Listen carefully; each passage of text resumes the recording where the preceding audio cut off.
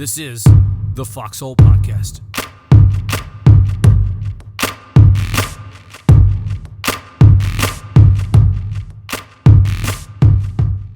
I'm here today with former Army and Gulf War veteran who originally hails from the metropolis of Muskogee, Oklahoma. She's a mother, grandmother, and wife. She currently holds a leadership position in the U.S. government equal to the rank of colonel. She studied at Liberty University. She's none other than Tina Cox. Tina, welcome to the Foxhole. Thank you. Hey, listen, I really wanted to talk to you because amongst the Gulf War illness forums and those communities, you're sort of an influencer, and I think you have a unique story, and I think there's a lot about you that Gulf War veterans in general would benefit knowing and hearing from you, and I think female Gulf War veterans would definitely benefit hearing from you. So I would like to get into your background a little bit today, your perseverance, struggles with Gulf War illness, and your experiences as a female soldier. But before we go there, I'd like to, give our listeners and viewers a chance to know who Tina Cox is. So here's your opportunity to frame yourself in however you want. Who is Tina Cox? I think right now in this season of my life, I think an empty nester defines me pretty well right now. I'm enjoying having adult children with their own lives and watching them flourish and succeed. I am at a happy point with my career with the government. Like you said, I'm a mother, I'm a grandmother, I'm a wife of 30 years. I'm just kind of really getting into wine and just different things and just kind of figuring out who I am without the mom hat being the primary thing. So. Well, to say that you're getting into wine, at least from my perspective, is probably an understatement because every other post is you with enjoying yourself and some wine. So clearly, when I have followed your social media posts, you have discovered a way to really enjoy yourself, right? And I think what I've really appreciated about what you're doing on social media is you're not just enjoying yourself with you and your husband, like on your adventures, but you're bringing people along. You're including them in the joy of your life and basically saying to them, what are you doing that's making you happy too? And I think that's a unique perspective. And I think that speaks to where you're at in your life, your own life journey, now that you're able to do that with folks. So that's who you are now. I'm curious, who is Tina Cox, and what year did you come in the military? I joined in 1988. So, okay, Tina Cox, 1988, getting ready to graduate high school. What was your favorite movie? Wow. Well, I lived in a pretty small town, so we didn't really have a lot of opportunities to go to the movie. I had a very strict curfew, and I couldn't get back home before curfew from a movie. So if I watched any, they were on TV. So maybe anything that had the Brat Pack in it, Right. Those movies. I like those a lot. And what kind of music were you listening to at that time? Oh, gosh, I had a very eclectic music taste, so it ranged from the top 40, the early hip hop, but my biggest thing was hair metal. I was definitely a hair rock girl. Like, what are we talking about? Like Poison? I know Whitesnake because I saw the Whitesnake post the other day that Doug had posted, right? Yeah. Kiss, Whitesnake, Motley Crue, Guns N' Roses, AC/DC, just you name it, all of them. Right. Loved them. So a personal question, where did you guys see Whitesnake at? We saw them at Bristow in Virginia at the Jiffy Lube. Yeah. Jiffy Lube Live. Yep. Yeah. Funny thing, I was there. So I was probably just right by you guys somewhere, right? Yeah. But yeah, they put on a great show. That whole concert was fabulous. They did. They really did. The guitarist hit me in the stomach with his guitar pick. While we were there, I wasn't quite expecting that. I didn't know what he threw at me at first. Okay, so he flung the pick out. Yeah. I wasn't sure if he came down and slammed it into your stomach or something. No. So I know I said that you're from Muskogee, but I was sort of misleading the audience a little bit. that might be a metropolis compared to you actually hail from a little bit smaller community near Muskogee. Why don't you tell us about life growing up there? I grew up in a little town named Warner, Oklahoma, and we didn't even have a stoplight in our town. So you grew up with kids, kindergarten through 12th grade, sitting in the same classroom with them. So everybody was like your brothers and sisters. I graduated with a small number of students. We all knew each other and everything about each other, and our parents knew each other, and that was not a good thing when you'd been out over the weekend and your parents would go to the post office and then you were in trouble and grounded when you got home. That was kind of how it was. It was like a village of everybody looking out for everybody, and of course, it was like a big family, so there were spats, this, that, and the other, and you just dreamed about getting out of there. Right. Couldn't wait for your day, right? To leave. Yeah. So to that point, when did you start thinking about the Army as your escape mechanism? And maybe it wasn't, but I'm just asking if maybe it was. It was absolutely an escape mechanism. I had a situation in life where things didn't go as I planned them, is when I graduated high school, and an Army recruiter hit me at the right time with the right pitch. I said, "Get me out of here and send me as far away as you can." So, so from the time you talked to the recruiter, how long was it before you were in boot camp? Probably about 3 months. It felt like an eternity, but it really wasn't that long compared to what I think kids today have to wait. Yeah. So I was waiting tables at a little diner, just waiting my turn to get out of there. I couldn't wait. So, and then when I got there, I didn't realize what I got into. Of course. Where am I? Where did you go to boot camp? I went to Fort Jackson, South Carolina. And then your AI2 school was what? The first one was Fort Lee, Virginia, which ironically I live very close to now. Oh, interesting. Yeah, so I went reserves initially, and then I came back, and I just didn't fit with my friends or anybody anymore. I had matured and changed, and that town was not for me. Yeah. So I went back active duty, and I had to change my MOS, and I went to Redstone Arsenal, Alabama, my second time. Okay. And what was the MOS that you had? 55 Bravo was an ammunition specialist. Ammunition. So what does an ammunition specialist do? Well, they call us BB stackers. So basically what we do is we issue ammunition. We, kind of store it, make sure that everything is stored where it should be. Some things can't be stored together. We issue the ammunition. We have to learn how to tie it down on different vehicles. So it's kind of like a warehouse job, but for bullets, big and small. Okay. So, and grenades. Anything ammunition related. Right. Yeah. Conventional munitions, typically. But we did do some Lance missiles and stuff when I was at Fort Carson. Okay. And from the time that you went, to boot camp and then came back and then went back on active duty, what time frame was that about? I came back, I'd say I stayed probably about 6 weeks, and then I rolled out again. Oh, okay. Yeah. So you had a little bit more time on active duty before Gulf War started. You must have had at least a year or so. Right. Yes. Okay. Yes. I had gotten my secondary training in, and I had been at Fort Carson for about a year. Mm-hmm. I was already married to my husband, had been married to him about 7 months at that point in time. And then I was deployed over to Germany. I think they were bringing us all through Frankfurt at that time. So you went and pre-staged in Germany. Right. Well, I was actually got orders to go to Germany. This was the part that was hinky. I was with 50th Ordnance at Fort Carson, and I knew those people. I'd been with them for a year. And I got orders, came down for me to go to Germany. I was assigned to the 101st Ordnance Battalion. I hadn't been assigned to a actual company yet. I got there, and they assigned me to 663rd Ordnance Company. I get to Schwäbisch Hall, which is where the headquarters were for 101st, and I get told, 663rd is already deployed. You're going to have to catch up to them.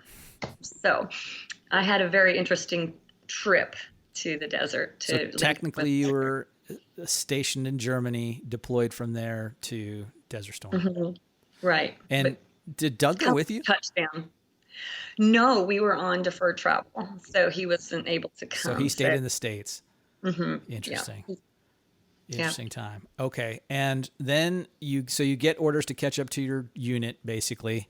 And what time of, like, when was that? Is it like Christmas time, summertime? It was end of November is when I went over, and December is when I was put on the plane to come over to Saudi. And I was the only one from 663, so I was completely alone, and I was kind of adopted by some tankers because I came over with no mask, no rounds, no magazines, nothing. They didn't equip me at all because they told me they would issue it all when I got there. Well, there was nobody Wow. there to receive me, so to speak. So they kind of tucked me under their wing and kind of ushered me around and found out where my unit was and kind of, got me to where I needed to be, which came to be a camo net at what they call Log Base Echo. They'd already left. They had just were coming back to pick up their camo nets, and here was this strange soldier sitting on a camo net. So You told me when we first talked that it was this strange experience when you got there because people didn't know you were coming, and you were just sort of this mystery body that showed up there. right. And what was that about? I guess because my unit had already deployed and communications apparently weren't the best at the time from the rear to that unit, or it just didn't get to the right person. I'm not sure how that came to be, but I knew I was young and scared and had no idea and assumed everybody knew what they were doing, right? Yeah. And they didn't, and it was kind of it was really, really scary, and I was very thankful that armor group took care of me because I don't know how I would have made it without them. There was nothing. They gave me, two soldiers gave me a magazine apiece, loaded magazine. They got me a mask that was like 3 times too big for my face, but at least I had one, which was good because we had a Scud launch right there. So even though I probably didn't have a good seal, at least I felt like I had something. Right. Well, that to that point, were there times that you can remember when a Scud was coming over, or any other time during your time in country that you remembered alarms like gas or chemical weapons alarms going off? Yes, we had it go off several times in our perimeter. We were always told it was like, oh, the batteries went out, or it was this, or it was a malfunction. I've since talked to a few people there. We all had the same memories. We were all kind of told the same thing. These NBC people are saying, it was absolutely not bad batteries or malfunctioning. We had, legitimate alarms, and they would all go off. It's not like it was just one. So, and that happened multiple times, but we never got, a true explanation as to why. So I think if I'm hearing you right, I think what you're saying is it's understandable if a bad battery causes an alarm to go off, but it's not understandable if all alarms are going off, that all batteries would go out simultaneous at the same time. Right? Yeah. It seems a little unlikely that would Right. be the case. And I think you told me that some of the folks that you've stayed in touch with are your NBC officers, right? And that I think they have opinions of that same nature. That hey, these were definitely chemical alarms that were going off from some sort of probably sarin gas. I'm guessing is what they were picking up. Did they ever allude to you what they had picked up? I think they told me years ago, but I'm not sure, but I think that might be what they said, but I don't know for sure. I don't know for sure if that's what it was. Did they ever mention to you that like they were trying to tell leadership or anything of that nature? Hey, these alarms are going off, and this is real, and they didn't get anywhere. Or was there any ever those sorts of conversations? I never really had that kind of conversation with them. They were all, in a different platoon than I was because I was in a MAC platoon. So, we kind of all stuck together where we were at. So there wasn't anything I got was kind of filtered and hearsay, Yeah. and Okay. the official story was, don't worry about it. it's fine. It was nothing. Carry on. So, Yeah.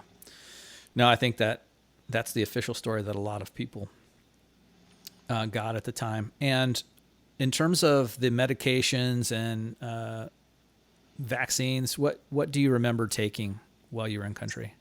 well, we had to do the PB tabs for quite a while, and they would line us up in formation and watch us take them.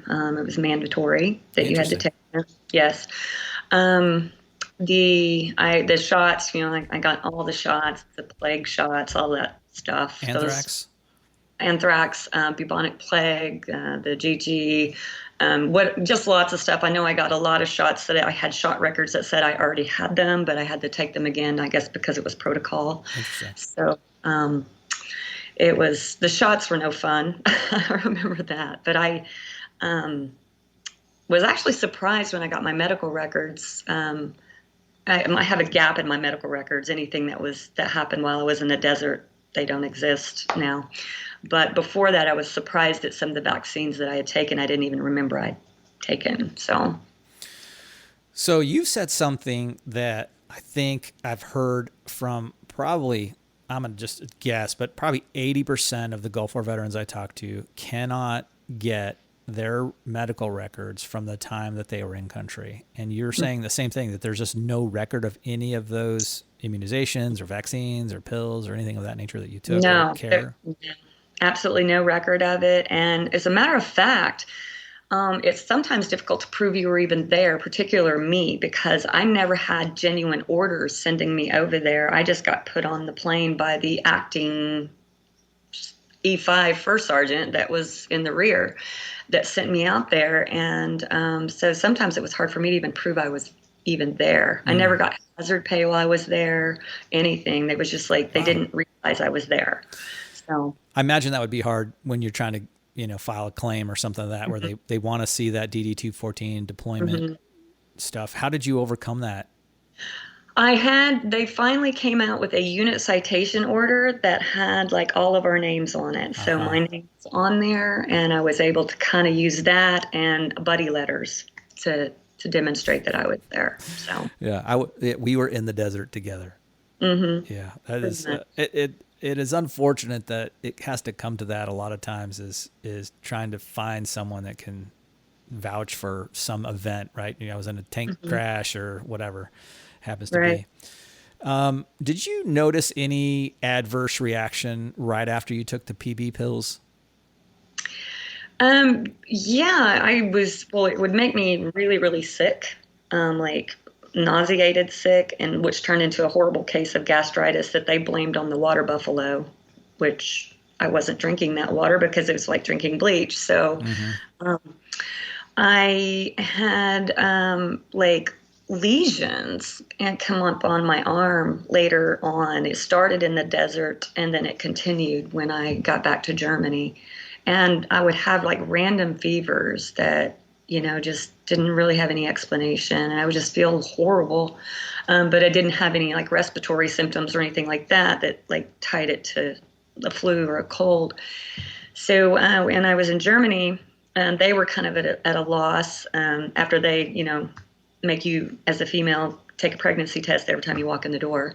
And they made me, they were going to do some kind of bone marrow test to see if there was some kind of protozoa from a fly bite or something that I'd gotten over there. And it just didn't sound like any fun to me. So I kind of, I did a hard pass on that one. I like that you had the opportunity to hard pass on it. There's some places may like, no, this is being voluntold. You're doing this. I might have just never went back. Who knows? Yeah, they're still looking for you.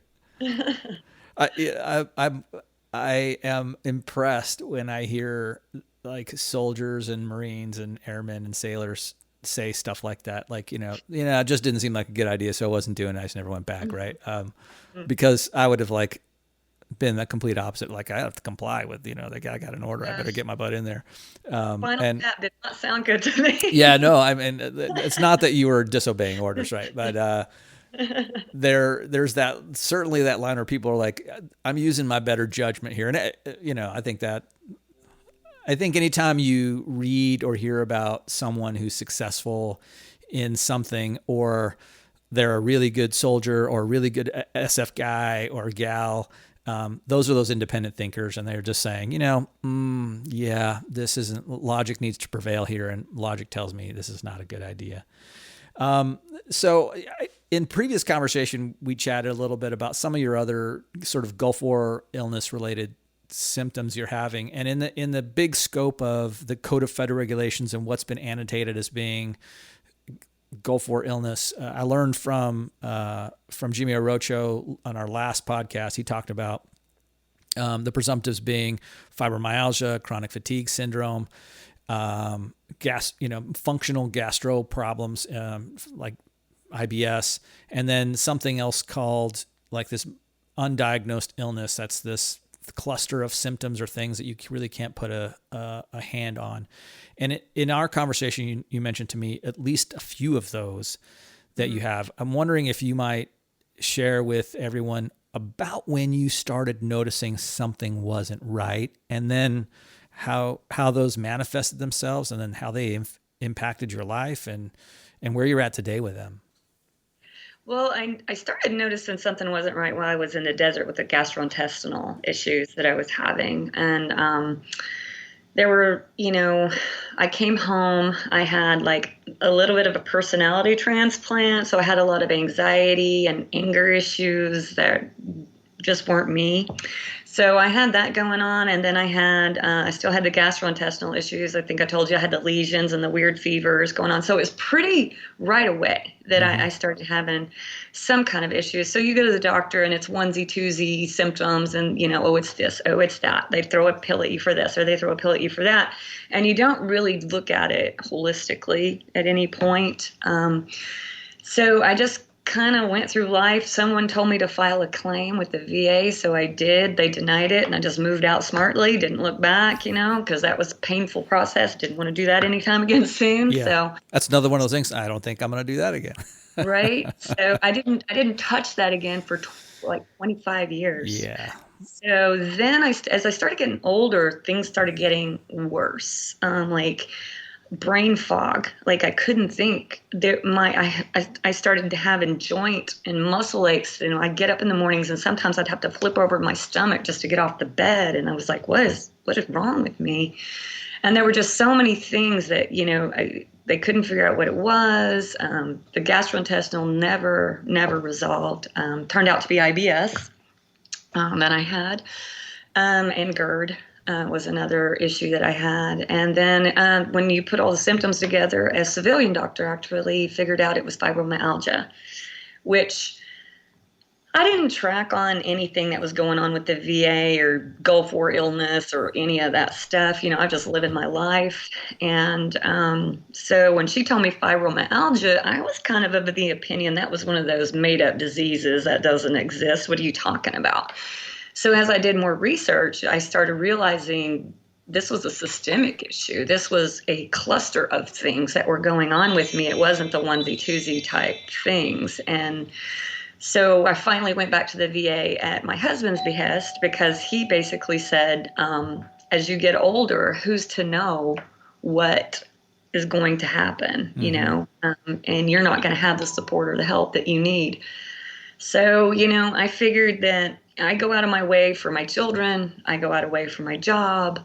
I suck it up and do things I don't want to do. So I bit the bullet and went back through the process, and I got the 60% for that. I am going to go back for the chronic fatigue portion, because I do have a lot of the exhaustion issues and just being tired, the tachycardia stuff, all of that. So I'm going to go back and take a look at that. But I've been saying that for a few months now. I think you said something that I've heard from a lot of Gulf War veterans that are just sort of peeling back the curtains to their wellness, right? And going like, I'm not sure why I'm so tired. I'm not sure why I'm always sick. I'm not sure why I have these headaches. I'm not sure why I have these GI problems. And then they kind of like poke around a little bit and go, there's a whole world of illness out here that I didn't know about. And to the point is that I don't know that the VA or DOD has done a great job of telling guys and gals that were in country and exposed to, at this point, there's no no one's debating that it was low level nerve exposure that we had there, and mixed in with PB pills and stress of combat, causing It's, and causing Gulf War illness, right? So, but I think 250 people presumed to have these illnesses, and very small amount of folks are actually have made the connection that their symptoms are related to that exposure. There's very few guys and gals that are getting care from the VA related to their Gulf War illness symptoms. And what you just said was, hey, I didn't really understand that there was this whole world of this is what is causing this. And I think if for anyone listening, that should be an eye-opening experience for them. If they haven't explored this for themselves or just listening for the first time, there is a whole bunch of, there's federal law that outlines what this is. There's federal law that outlines presumptives and how to go about getting those sorts of things. And unfortunately, I think there's a lot of Gulf War veterans that just are attributing their declining health, and it's unnaturally declining. Their age, their symptoms put them like much, 10, 15 years older than they actually are. And then they're, as you said, they're just, they're tired all the time and probably having a difficult time living with fibromyalgia. And one of those symptoms of fibromyalgia you described is this sort of brain fog, right? This chronic inability to think clearly. And so would you talk a little bit about how that has impacted you? And then and then how much of the pain has impacted you too? Well, it's never planned. That's part of the problem, and it's can be frequent, can be intermittent, and so for instance, it affected me today. I had a lot and have a lot for work that I have to get done today. So I couldn't function really until about noon, really, to just like get my head clear to think. I always describe it like when you try to think with brain fog, like trying to push through a big thick wall of Jell-O with your thoughts. It's just, things are just not, they're slow, you're just not thinking clearly. Sometimes it's hard to finish your sentences, and it kind of makes you feel, when you're around people who don't understand it, especially when in a work environment, they're like, what is wrong with you today? That kind of thing. And so you have to sometimes preemptively explain that. The IBS symptoms, when that attacks you, you're kind of kind of stuck with where you're going to be, during those moments. And so for me, it's been a challenge because when you have to get up and run out of a meeting and, people are like, where's she going? Your career, even though someone may know what it is, your career still kind of takes a hit, because then they kind of in the back of their mind think, I don't know if we can assign that to you because we don't know if we can count on you, to get sick tomorrow and not be here. Yeah. I've always dragged myself in, but sometimes that's really not that beneficial when you can't think straight. Yeah.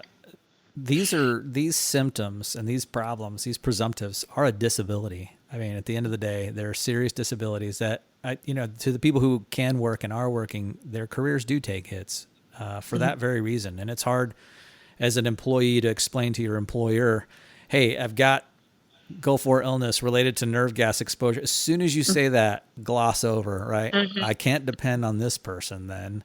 Right. And I think that's the fear a lot of Gulf War veterans have with dealing with it. It also impacts your friendships and your family, because your friends don't want to be with somebody who has to be near a restroom, or, someone that they, if they want to travel somewhere, you're like, I don't know if I want to get that far from home. I don't know how I'm going to feel, kind of thing.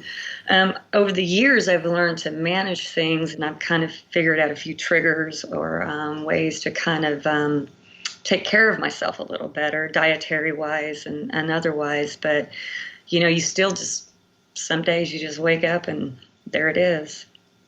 Yeah. So from the time that you first sort of had these symptoms to this last time when you kind of figured out that these are really, there was more than just, some lesions on your arm. What impact did that have on your life? I mean, for a lot of veterans I talk to, they've either lose their job, stop working, become recluses in their homes because they can't get out. They're afraid to get too far from the restroom. They can't go on family vacations because they're just too tired. I mean, there's all kinds of negative impacts it has. How did that during that time period impact your life? I think it slowed my career path. I think I would have climbed the ladder because of who I am and how I am much faster than I did. So I kept working and I pushed myself to get my education because I can be stubborn like that. And so I did those things, but I don't think it took me a lot longer than it should have. The other thing that I think it impacted was I just was blah. I didn't feel good. I didn't enjoy things. I didn't enjoy life. The only thing I enjoyed was food, and that was it. And I didn't want to do anything. I went from being, playing sports, basketball, softball, runner, to just wanting to sit in front of the TV and eat. Yeah. That was it. Well, you're tired, so you don't want to get up, move anywhere, and the only thing that's bringing you comfort is food. Exactly. Right. I've heard that from a lot of Gulf War veterans, and I think for anyone that's followed you or followed you closely, will quickly see, and you do not keep this a secret at all. We'll quickly see that you have, since that 2016, 2017 time period, you've really started to transform yourself. I mean, you came to where you are today from where you were some time ago. During those times when you were sick and not feeling well, you've really transformed yourself in a way that I think is very few people do. And I encourage people to follow you and to explore your journey because I think it's important. And I'm wondering if you might talk a little bit about that. Well, I spent a good portion of my adult life obese. It came on pretty rapidly, really. I just kind of shut down, and I'd quit working for a year, and I went into a slump. And I just got to the point I didn't want to comb my hair. I didn't want to leave the bedroom. I just binged watched TV and ate and drank Pepsis like they were going out of style. My children were young, so I didn't drink alcohol for several years until they were pretty much out of the home. So food was my drug, and I looked forward to it, and that was the only thing that brought me pleasure. I ate and ate and ate, and I gained so much weight. My husband gained weight with me. And so one day, I got tired of hating myself and hating what I saw in the mirror. It was a vicious cycle. You eat, and then you feel horrible about yourself, and then you get depressed, and you eat, and it was just a horrible cycle I was in. But what really was the trigger was my son, my young adult son, had a sidebar with my husband because my husband had gone onto this bike riding binge thing. He got on and lost like 60 pounds. That's awesome. Really made me mad. But my son had a sidebar with him, and he was afraid for me. He was afraid for my health, and he said, I don't want mom to die. And that hit me like a ton of bricks. So I decided I was being pretty selfish. And there was no excuse for it. And if I could get up and go to work, and if I can get up and do other things, then I can walk. I can do something. So I found out about this diet called paleo at the time, but right now the rage name is keto. Low carb, high fat is kind of really what I did. I got a trainer, and I started going to the gym, so I had accountability. If I spend money on it, I'll do it. And so I got a trainer 3 days a week, and I ate very low calorie, and I ate low carb. And I got addicted to a fitness app called MyFitnessPal, and I got addicted to the data. That was the crazy thing that helped me lose the weight was the macros and the data. Yeah, it's very good at tracking macros for you. Yes. Yeah. Yes. And so once I started seeing it, and I weighed every day, every morning, same time I weighed, and I was just addicted to seeing that line go down, and I just kept at it and kept at it and kept at it. And if I messed up, I just got right back to it. Next meal, not the next day, the next meal. And I just stayed the course. And once you start seeing results, then you're even more motivated, and you start feeling better on a lot of levels, like your energy levels better, those kinds of things. But the other things you think would go away with your weight, they didn't. The Gulf War stuff, I was disappointed in that. Well, that probably, in other veterans I've talked to, it's like those things that sort of started that path, right? They were just too tired to do anything. And then, so and then it's hard to dig out of that, right? It's really, really hard. And so I think I think that's what I want people to hear about your story, is that you found a way to do that. Still having these other symptoms that came along with it. And there's, you're really talking about motivation here. And hey, I was just motivated to do something that was very personal to you, that your son's sidebar conversation with your husband. But there's a million ways to probably skin the cat, but your way is the way people know worked. So I'm wondering if you might, in terms of your diet, your keto / paleo diet, and tracking your macros, what percentages, like what percentage was fat versus protein versus carbs? So I keep about 5% carbs. So I stay about 20 grams or less a day. Wow. That's my goal. I try to do a lot of high protein. So I try to get like 88 or so grams of protein. And then I don't worry about the fat because, whatever's left. And so, but I didn't just do that. I went very restricted with my calories as well. So I stayed around 9 to 1100 calories a day, which they say not to do, but that worked for me. So that's what I did. And I stayed there, and it became a comfortable place for me for my eating. I went down to mini meals, eating like just small portions, 3 meals and maybe a protein shake for a snack in between. So I didn't graze. There were set times for it, but I kind of spread it out through the day. Yeah, that's a low calorie diet. How did you, for anyone who's ever tried like 1,500 calories, that's exercising, they may be going, this is impossible. How did you do that day to day? It's the balance of the protein and the fat, I think, because I believe that carbs kind of stimulate hunger a little bit. Yeah, it's definitely a stimulant, right? It's a drug for sure. Right. Mm-hmm. So I think the protein and the fat are very satiating, and as long as you spread those meals out, you feel filled up. The other thing I had to do is fill my life up with stuff to do. You can't sit around the house, and you'll be surprised how much of your life circulates around food, like food festivals, wine festivals, all of those things. You eat so many calories just in that one setting. So I started focusing on things like, I'm going to go try my first 5K. I'm going to go. And I went and I walked. I pretty much walked the 5K. It took me forever. I was last. Who cares? I did it, Right. And so I kind of started circling my life around, let's go to the gym. Let's do this class. Let's just go to the gym and sit in the hot tub. Anything to keep me from sitting around and eating, or thinking about food. Television is the worst thing to put food on your mind. And I mean, you're constantly bombarded with messages to go eat. Yeah, for sure. And of the fat and protein, did you have preferences of where you consume those? What kinds of fats, what kinds of proteins? Was it red meat, chicken, fish, or fat avocados, or did it matter?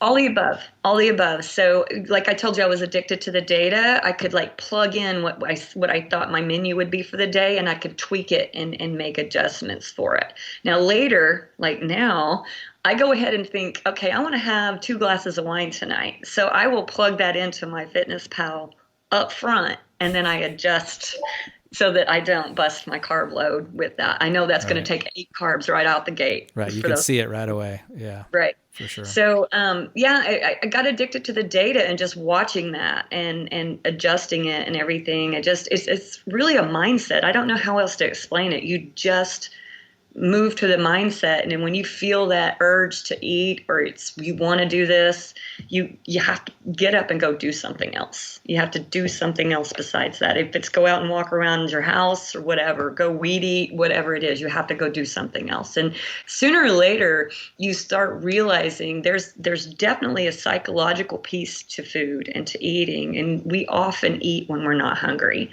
So I started trying to really identify the hunger signal and only to that, right? Because our hunger signals are all out of whack. Because I love, like in the mornings, I have an egg yolk and a piece of bacon. and my coffee with full fat cream in it. That's what I have for breakfast. It's very satiating. It lasts me all the way to lunchtime. Um, so, and sometimes and at lunch I'll eat like a salad with a protein in it, something lighter, or I'll save that to the end of the day. Like if I ate heavier at lunch, and you just kind of become an addict to the data, just paying attention to what you're putting in your body. Mm-hmm. And so that's kind of it. Okay. Well, besides MyFitnessPal, the app you use, which is, so you can do several things with that. You can track your exercise, you can track your nutrition, and they have built pre-programmed in there. Like, if you went to Chick-fil-A and you ordered the chicken sandwich, it's already in there. It'll dump all the data in there. Right? Exactly. So, and there's little fields you can select macros, or you can select, how much fiber. Did you by any chance track fiber? Or was that important to anything in your diet? No, I didn't worry about that at all. And usually on a low carb diet, it's not there. The only time I paid attention to fiber is if it was an opportunity to deduct it from my net carbs. Right. Something, right. Right. But also, I got addicted to this, my little Fitbit here, my steps, making sure I got that many steps. If it meant I had to run back and forth in the house if I'm at 9,000 steps, my OCD kicks in and I'm going to keep walking until I get that 10,000 steps. So you're trying to get 10,000 a day. Right. I'm trying to do that in addition to everything else that I do. For instance, like right now I'm working with my husband so that he can kind of get his back in check. And so we go for a walk every day. We built it up. We do 4-mile walk. And that takes us about 50 some minutes to do that. And then we come back and hop on the bicycles because that's his thing. And so we'll go ride that same 4 miles on the bicycles. That takes about 30 minutes. And so if we still haven't gotten because you can, back to the data, MyFitnessPal and Fitbit talk to each other, and there's a deduction on your calories based on what you've burned. Yeah. What calories you've burned. So I have like little home workout stuff that if we aren't quite there yet, we'll get there. You can add on. And I think that's important for any of the listeners who are just thinking about getting into this. MyFitnessPal, any of the Fitbit apps, the Garmin apps, Strava, there's a whole bunch of apps. They all talk to one another, and it's great to, when you're like, really would like to have that peanut butter ball, and then you came back from your walk and like, I can have that peanut butter ball because it's, you've now burned that in your exercise. But so I think the things you've mentioned are important, right? You've been very diligent at watching your diet and your intake and the kinds of things that you're eating, but that's balanced with exercise, even if it was just walking. Mm-hmm. And one thing I hear from veterans a lot of times is they get super fatigued in exercise with veterans with Gulf War illness. And when I talk with them about the intensity of that exercise, that's where it gets a little bit foggy. Now you're using a Fitbit. I imagine you're not going out there and, you're not walking at 185 beats per minute, right? Your exercise is in check. It's probably at a lower heart rate, probably somewhere in the 120 to 140 range when you're walking, I'm guessing. Do you watch that, the level of your intensity? Not so much. I mean, like I'll run sometimes and really it'll get high if I run. But I don't watch it. I know there's like a targeted fat burning rate that you want your heart rate in and that kind of stuff. But I walk/run sometimes. Yeah. I'm trying to get that built up. And I think that operates kind of like that high intensity intervals kind of thing. It is an interval. It's up and down. So I think that's helpful as well as even if you just walk a little faster. But I do want to say the one thing is getting up and just taking that first step outside is the hardest part, right? You're tired, you don't feel like it, you don't want to do it.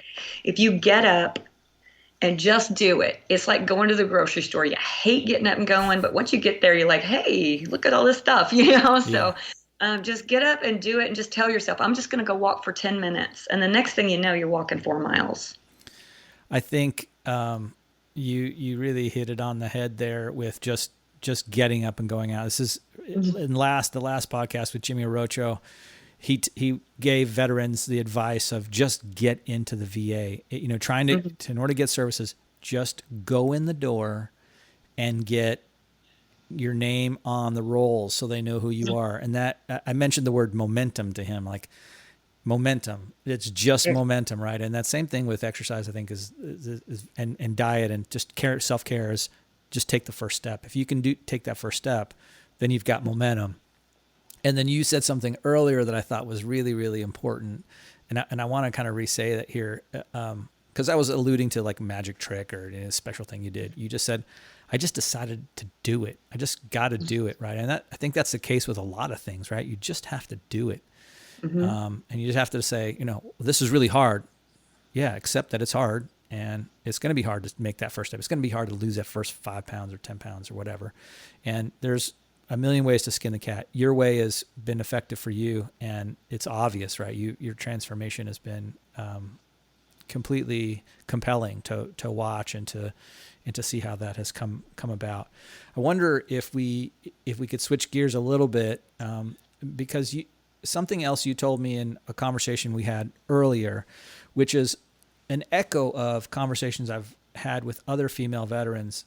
It's this dichotomy of experiences that female veterans have within the military, and that is, and I'll use your words. You said, on one hand, it's like you have all these brothers, right? That they're like your big brother, all these, soldiers and Marines and airmen that are out there with you as a girl.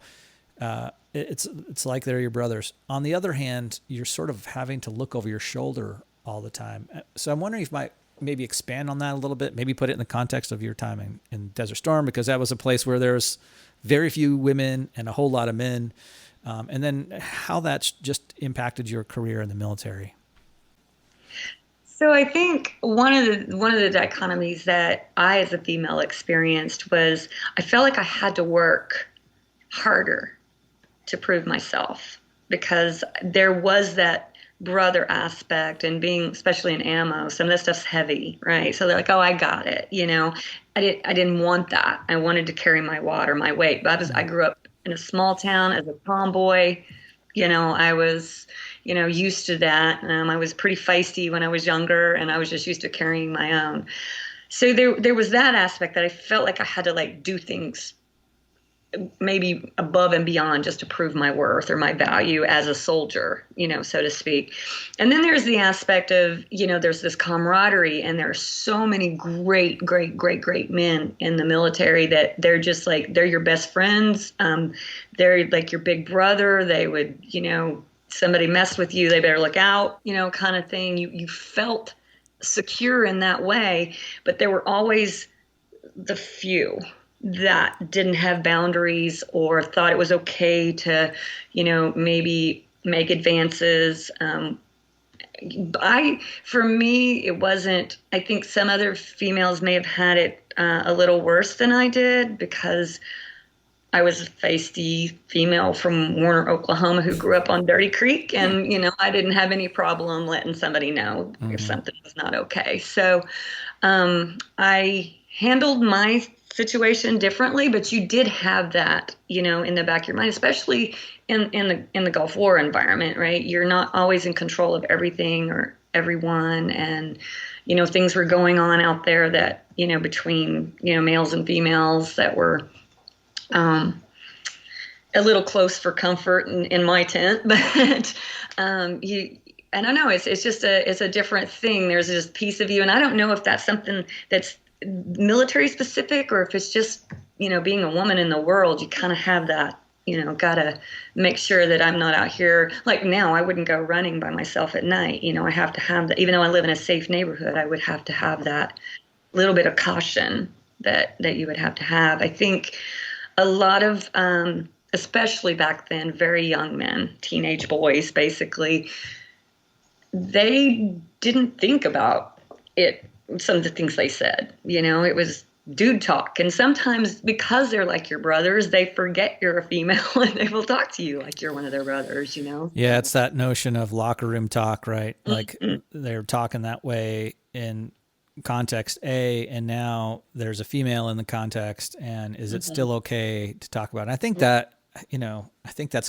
I do not envy the men. That is the blurriest line on the planet. I think it's confusing to some of them, right? Knowing, because some would say in those contexts, you have everyone's talking a certain way, right? The Right. whole group is talking a certain way. Even the females sometimes. That's what I mean, right? The whole group is talking, locker room talk, and where that line starts and stops is difficult to navigate when it becomes uncomfortable for somebody. And so I think that, And I think that's for me where I think it's important that we do stand up and say, and obviously there's situations where it's so aggressive that that's not, something For that sure. a female For can do. sure. But I've always felt comfortable enough to kind of draw my line in the sand. And I've had very few people really transgress that line in the military once you draw it. Yeah, I think we're starting to see, rightly so, that from a leadership perspective, that you just don't have that locker room talk. It doesn't exist, right? You need to be above board and keep it professional at all times. And that's hard when rightly so, when guys are and gals are 16 or 17, right. just coming in the military. It's a lot of them 17, 18. They're just figuring out life for the very first time. Right. Now, right. I do not knock my experiences at all. And I'm sure you don't either. That was probably one of the best experiences for me to have as a young adult, trying to find my way and navigate my way. So we're sort of coming up on the end of our talk, and if you've listened to any of my other podcasts, you'll know that I ask a couple of really hard questions at the end. Have you heard any of those? I think so. The first hardest question is, what's your least and favorite MRE? Okay. So when it was that omelet, that green egg thing. Yes. The worst. I will agree with you 100%. There's people have said like chicken a la kings are worst, a ham, but the dried pork patty was the close second to the worst. Yeah, so most of our generation didn't have that. So you're fortunate enough to have had the dehydrated pork and beef patties. I didn't mind those after eating, chicken a la king or omelet with ham for X amount of time. The beef patty was okay. Awful. So my favorite one, I know it was number 21 because they used to be on their side in the box, and it was the spaghetti with meat sauce. Spaghetti with meat sauce. Would you eat that even if it wasn't heated up? Yes. Wow. So last podcast, Jimmy was like definitely not eating that because it's and I mentioned it gets all coagulated because it's not broken down. See, that's how greasy on the roof of your mouth is horrible, right? And I think it was in the Margarita podcast. I told a funny story about those omelets, right? Like we would go on field training exercises before and after the Gulf War, and you have MREs, and so there's big trash receptacles you have to throw your crap into, and at night I would hear the raccoons just ravaging through these trash cans. So they're trying to get scraps or whatever else is in there, right? Well, guess what? The only thing that the raccoons weren't eating. The omelet. The omelet with ham. They were like, hell no, this is terrible. Even they wouldn't eat it. It's so bad, right? It's terrible. That was pretty bad. I have been stuck with that so many times that all I would eat was the peanut butter and crackers out of it and just call it a day. Yeah, forget it. Just have whatever the sundries that are in here. I'll eat it. I'll eat the toilet paper if I have to. Yeah. All right. My last hard question is, and I know because I saw pictures of you posting. I think one of the guests called it turd toast or something like that, but burning the shitters. You had actually a picture of someone, I'm assuming in your unit, having to burn the fecal matter out the back of these 50-gallon drums that are sliced in half. So were you fortunate enough to have the honor of burning the shitters? Well, I got assigned to do it because those who did that just had to do it in the mornings. It was like 2 hours of work, and they got the rest of the day off. And the MAC platoon was doing 12-hour shifts at the ASP, 12 on, 12 off. And I actually walked up, saw that, and said, "This isn't going to happen." And I turned around and volunteered to just do the 12-hour shifts with the MAC platoons. And I would trade with people when my rotation came up because there were a lot of people who were happy to do it and just kind of lounge for the day. I was out there with the sand vipers and the forklifts, and I wasn't going to do that. So I had one experience with it. It was pretty traumatic, and I didn't have anything else to do with it. So do you remember what fuel was used? Diesel. Just pure up diesel. No special concoction mixes? Well, maybe a little Mo gas, but yeah. Okay, yeah.